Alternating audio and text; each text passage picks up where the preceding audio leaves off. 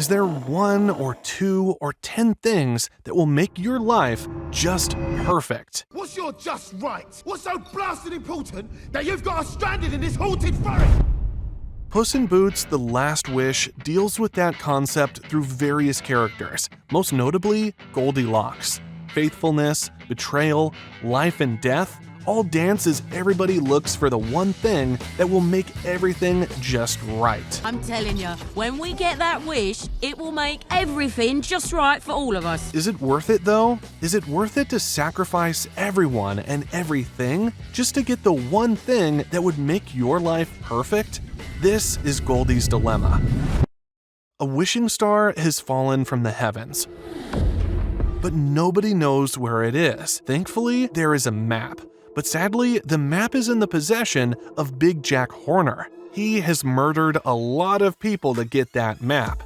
He's not just going to hand it over. Also, the star can only grant one wish. So even if Jack Horner was a generous man, and he's not, he still wouldn't give the map to anybody else. Goldie decides to steal the map, but burglary requires something Goldie and her family of 3 bears don't have: a soft touch. So they try to hire Kitty Softpaws to steal it for them. Kitty is unavailable. She's going on a spiritual retreat. Namaste. Then they try to hire Puss in Boots. He is also unavailable. He just faked his death. Goldie's brother, Baby, volunteers to steal the map. I can nick a map as good as any old cat. He can't. Nicking anything requires a light touch. Baby is just too heavy for that. His weight breaks the roof. He falls through and gives the plan away. Goldie also discovers that Kitty and Puss double-crossed her and decided to steal the map for themselves. This is a real problem. The star can only grant one wish. One. That makes sharing impossible. Only one person can have the map, and only one person can get the wish. Puss thinks it should be him. He has died 8 times. He's on his last life. He needs his 9 lives back. Kitty is lonely. She wants someone she can trust. Just one. She needs the wish as much as anyone. Big Jack Horner also believes he needs the wish more. He wants all the magic in the world for himself. The bears are mostly just doing it for Goldie. She has enlisted their help by telling them they're going to be rich. Will it make us rich? Rich enough to hibernate all the year round. The richest. But Goldie doesn't care about getting rich. She has her own agenda that she's keeping to herself. All she tells the bears is that her wish will fix everything in their lives. What kind of wish can do all that, Goldie? I can't tell you. If you say what your wish is and it don't come true. But the cats are ruining everything. Goldie can't get her wish without the map. She needs the map. She can't let the cats take it. She just can't. Her life could be perfect. Why do they have to ruin it? Why? Focus! Hand over that map or I'll punch holes in the lot of you. We can't always get what we want though. Puss and Kitty escape with the map. Goldie and the 3 bears can't let them get away. Goldie needs that map. She needs her wish. She and the bears give chase. She has to get the map back. Behind them, Big Jack Horner joins the hunt with a massive carriage carrying him and his henchmen. Kitty and Puss have a head start, but they don't trust each other. And even if they did, the star can only grant one wish. Somebody has to sacrifice their hopes and dreams for the sake of the other. None of these two is going to do it. They spend their entire journey to the haunted forest where the star is, squabbling over the map. While they squabble, everyone else is catching up. Jack Horner catches up to the bears first. He has Excalibur, still stuck in the rock, and he has the momentum of the carriage and all its galloping horses. One hit to the bears' butts and they go flying. Is this it? The bears can afford a hit like that. It doesn't matter how many trees they roll through. They have a thick padding in the form of fat and fur to absorb the worst. But not Goldie. One wrong roll and she could be smashed to pieces. Mama Bear realizes this. She grabs Goldie mid-air and holds her close, protecting her from the worst of the fall. Goldie and the bears survive to screw up another day. They catch up to Jack Horner just as he's catching up to Puss and Kitty. They try to force Jack Horner's cooperation by threatening his men. Give us the map, or else the Baker Man gets it. But Jack Horner doesn't care about his men. He doesn't care about anybody but himself. In the brawl that breaks out, Jack Horner blows up a lot of his own men as he tries to destroy everything standing between him and the wishing star. Still, the bears win this brawl though, and Goldie gets the map, finally. Her dream life is so close, she can taste it. Her bear family is also over the moon. Right, you've just been crimed by the Three Bears crime family. But the map is just a map. To get everything they wish for, Goldie and the bears have to find the star. The map will lead them there. Right? This question becomes increasingly urgent as the bears march through a section of the haunted forest called the Nostalgic Pines, literally counting their chickens before they hatch. A big-time crime syndicate. Not a big-time crime syndicate, love. A big-time crime family. These fantasies are interrupted by the map fizzling to black. Goldie's brother Baby panics, but that is just what the map does. It's a magical map. It adjusts according to whoever is looking at it. No two people get the exact same view. To find your wish, adjust your view. What you seek may be right in front of you. What is right in front of Goldie and the bears is a cabin. It looks like their cabin back home. Goldie warns the bears not to go anywhere near it. They don't listen. She warns them not to open the door. They still don't listen. Once they're in, she warns them not to stay. They still don't listen. The cabin is nice and warm and full of food. Papa Bear plops himself on a chair and instantly falls asleep. Mama Bear and Baby go for the porridge. Maybe our wishes have been granted. This was the three bears' wish, but it's not Goldie's wish. The bears just wanted to be rich enough to hibernate all year round. Goldie wants something else, but they don't know that. They assume she wants the same thing they want because that is what she had tricked them into believing. The cabin had all the porridge and honey the bears could ever want. They're good. They settle in and refuse to move. Goldie tries telling them that the cabin isn't real, that the forest is playing tricks on them, that it's a trap.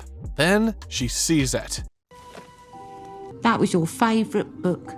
You used to stare at it for hours. Goldie has a flashback from childhood.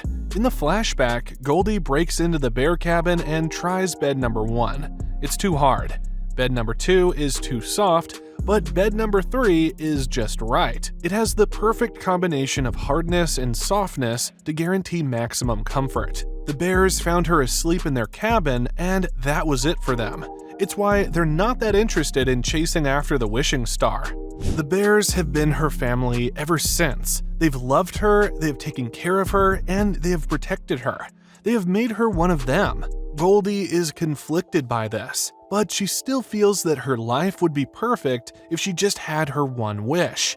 The bears, however, feel that their lives are already perfect. They have each other, and they have Goldie, but Goldie doesn't have any time to process her guilt. They have stayed at the cabin for too long, and the other wish hunters have caught up with them. The cabin was indeed a trick. While the bears are distracted, Puss in Boots and Kitty Softpaws sneak into the cabin and steal the map.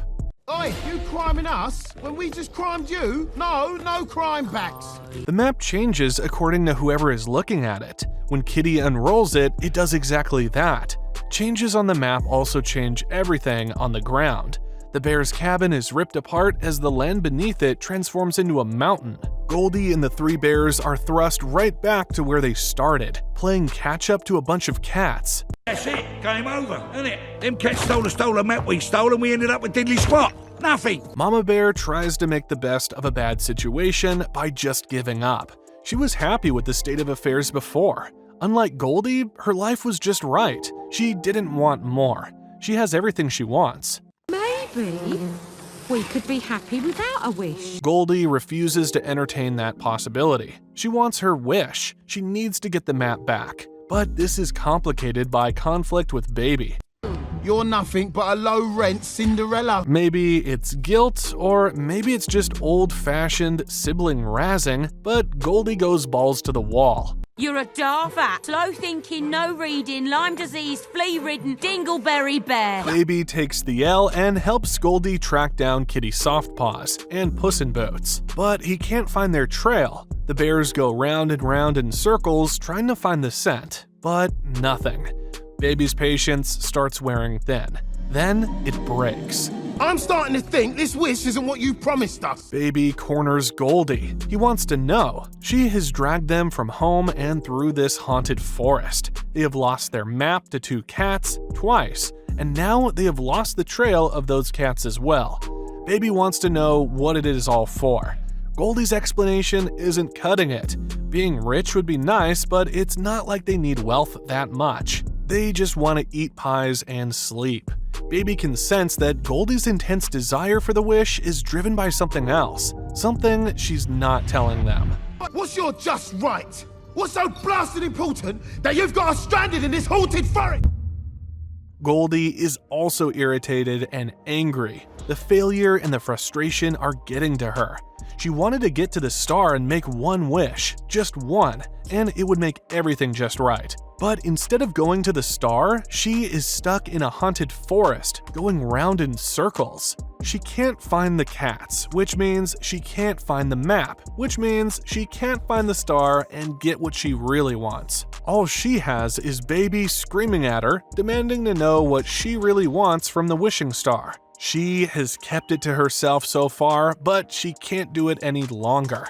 I'm getting a family! That's what, a proper family! Then everything will be just right. That stuns the baby so hard he falls back on his butt. His parents are already there. Of all the things they were hoping to hear, that was certainly not on the list. Goldie is one of them. They have taken care of her ever since she broke into their cabin.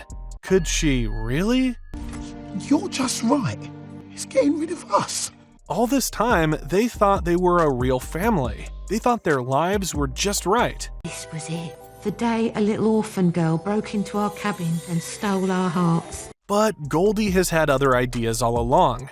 Other hopes, other dreams. She wants another family, a human family, a proper family as she calls it. The bears try to hold back their tears, hide their pain, but it hurts too much. They can't hide it. It's written in their faces and infused into their words. Well, I guess some people just stick around until the porridge is gone. Hey, Goldie. The guilt is starting to eat up Goldie. These 3 bears are the only family she has ever known. They have always been there for her. She may want to get rid of them, but there is still no love lost between them. Goldie tries to minimize it. Come on, you didn't think I would actually stay? I'm not a bear. But they did, Goldie. They thought you would actually stay. You're the girl who said this. Why would I listen to a porridge-stealing orphan like you? You're not even a bear. I'm more of a bear than you are. Goldie's relationship with Mama and Papa Bear was full of nothing but love. They never said anything cruel to her. Her relationship with her brother, Baby, was rockier, but it was mostly just regular sibling rivalry. Nothing too serious. And whenever Baby took things too far, Mama and Papa Bear took Goldie's side. Every single time. Listen to your sister, baby. Oh, she's not my sister. She's a fugitive orphan. Ow! She is your sister. Do as she said. Goldie already has everything she could possibly get from a fantasy family with the 3 bears. This is what the map was telling her. To find your wish, adjust your view. What you seek may be right in front of you. But Goldie doesn't realize that. It's not in our nature to be content with what we have. We always want more. We always assume the grass is greener on the other side. Goldie thinks she will be happier with another family, but she has to break the hearts of her current family if she wants to gain a new one. As Goldie wrestles with her dilemma, Puss finds the wishing star. As soon as he steps on it, it lights up the entire forest like a beacon. Goldie turns to the bright, multicolored beam of light with hope in her eyes. The bears and their heartbreaks suddenly forgotten. She is finally going to get everything she always wanted, and then her world is going to be just right. Mama Bear realizes she can't talk Goldie out of her fantasies, so she does what any loving parent would do. She places Goldie's desires above her own. And whether you think we're your family or not, if this is something that will make you happy, we'll get you that wish. Remember, the star can only grant one wish, and everybody wants it. Puss has a head start, but it's not a big enough one. He is interrupted by Kitty. She takes the map from him. Then Jack Horner shows up. That's my wish! Then the bears show up. That's Goldie's wish! A three-way fight for the map breaks out. The bears win and Goldie gets the map, but there is a casualty. Baby. He's about to die. Mama and Papa Bear try to pull him back, but Baby keeps getting pulled away. Mama, I'm slipping! Goldie has a difficult decision to make. She has the map now. She can make her wish and get everything she has always wanted. Make her world just right, but to that, she would have to let Baby die. She looks at Baby, then she looks at the map. She has dreamed of this all her life. She has lied and stolen and manipulated the bears to get to this point. Everything she has ever wanted is within her grasp. But everything she has ever had is about to be lost forever. What will she do? You saved my life, sis. You was gonna make the wish, but you didn't make the wish because you wanted to save your family. Goldie chooses the bears. She gives up the map to save Baby. She chooses her current family over a hypothetical fantasy family. I'm sorry you didn't get your wish, Goldie love. But I did, Mama. Everything is just right. The movie ties it all together by ensuring that nobody gets the wish. Kitty gives up her quest for the wish because all she ever wanted was somebody she could trust. She believes she has that person without a wish. Puss in Boots fights death and realizes he doesn't need 9 lives that he doesn't value anyway. What he needs is to value the one life that he already has. He abandons his wish to make a wish. The only person who goes ahead and tries to make a wish anyway is big greedy Jack Horner. He wants all the magic in the world to himself.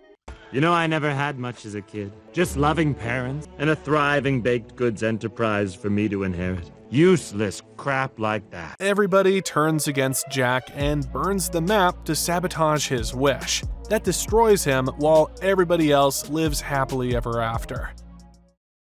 Puss in Boots: The Last Wish is an excellent endorsement of contentment. It's the best I've ever seen. It jumped through all those hoops just to tell us that we don't always need more. Sometimes we just need to appreciate what we already have. It's a beautiful lesson, but if the filmmakers just told us that, we probably wouldn't listen. But when they use characters like Goldie and Puss to drive the point home, while simultaneously using Jack Horner to show the pitfalls of constantly craving more and more stuff, maybe we will. Speaking from one orphan to another, Goldie, you won the orphan lottery.